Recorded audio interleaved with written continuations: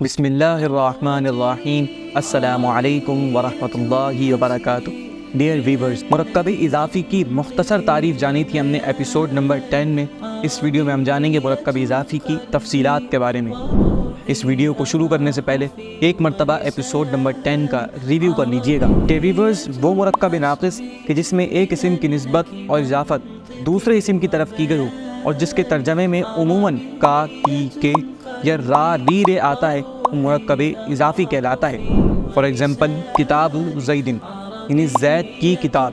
اب اس مرکب میں کتاب کی اضافت و نسبت زید کی طرف کی جا رہی ہے، یعنی کتاب کو زید کی طرف منسوب کیا جا رہا ہے، اور اس کے ترجمے میں لفظ کی بھی آ رہا ہے، لہٰذا یہ مرکب اضافی کہلائے گا۔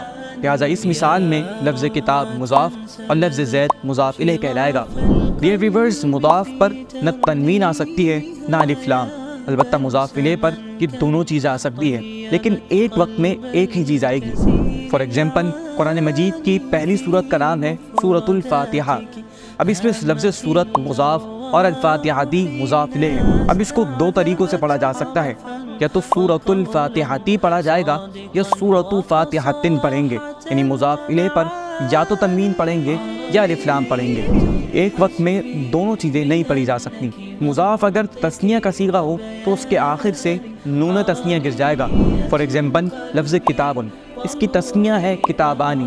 اب اگر کتابانی کو زید کی طرف مضاف کر دیا جائے تو کتابا زیدن پڑھا جائے گا، یعنی اس کے آخر سے نون تثنیہ گر جائے گا۔ اور اگر مضاف جمع مذکر سالم کا صیغہ ہو اور اس کو مضاف کر دیا جائے تو اس کے آخر سے نون جمع گر جائے گا۔ فار ایگزامپل، مسلمن، اس کی جمع ہے مسلمون۔ اب اگر اس کو لفظ پاکستان کی طرف مضاف کر دیا جائے تو مسلم الپاکستانی پڑھا جائے گا، یعنی اس کے آخر سے نون جمع گر جائے گا۔ ویورز، مضاف پر رفع، نصب یا جر، یعنی زبر، زیر اور پیش میں سے تینوں اعراب آ سکتے ہیں، لیکن مضاف الیہ ہمیشہ مجرور رہے گا، یعنی مضاف الیہ پر ہمیشہ زیر ہی آئے گا۔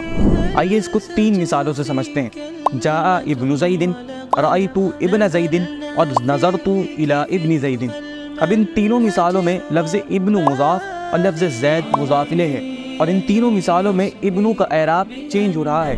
پہلی مثال میں لفظ ابنو پر رفع ہے، دوسری مثال میں ابنو منصوب ہے، اور تیسری مثال میں ابنو پر زیر آ رہا ہے، جبکہ تینوں مثالوں میں لفظ زید جو کہ مضاف الیہ ہے مجرور ہے، لہٰذا مضاف الیہ پر ہمیشہ جر اور کسرہ ہی آئے گا۔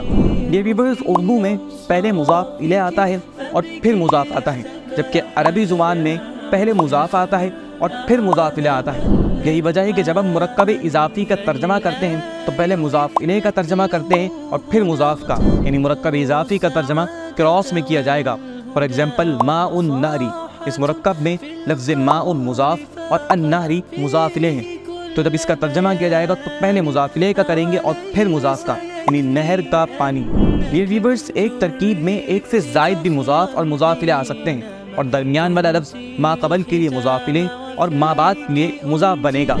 فار ایگزامپل، فرس وزیر ملکی، اس مثال میں لفظ وزیر فرس کا مضاف الیہ بھی بن رہا ہے اور الملک کا مضاف بھی بن رہا ہے، اور عموماً ایسے مرکب کا ترجمہ آخری مضاف الیہ سے شروع کیا جاتا ہے، یعنی فرس وزیر الملکی کا ترجمہ کیا جائے گا بادشاہ کے وزیر کا گھوڑا، یعنی پہلے آخری والے مضاف الیہ کا اور پھر اسی طرح ریورس میں ترجمہ کیا جائے گا۔ سو ڈیئر ویورز، اس ویڈیو میں ہم نے جانا مرکب اضافی کی تعریف اور اس کے چند قواعد و ضوابط کے بارے میں۔ آج کے لیسن کے بارے کوئی سوال یا اشکال ہو تو کمنٹ سیکشن میں ضرور کیجیے گا۔ یہ ویڈیو آپ کو کیسی لگی، اپنے خیالات کا اظہار اس ویڈیو کو لائک، شیئر اور اس چینل کو سبسکرائب کر کے ضرور کیجیے گا۔ شکریہ۔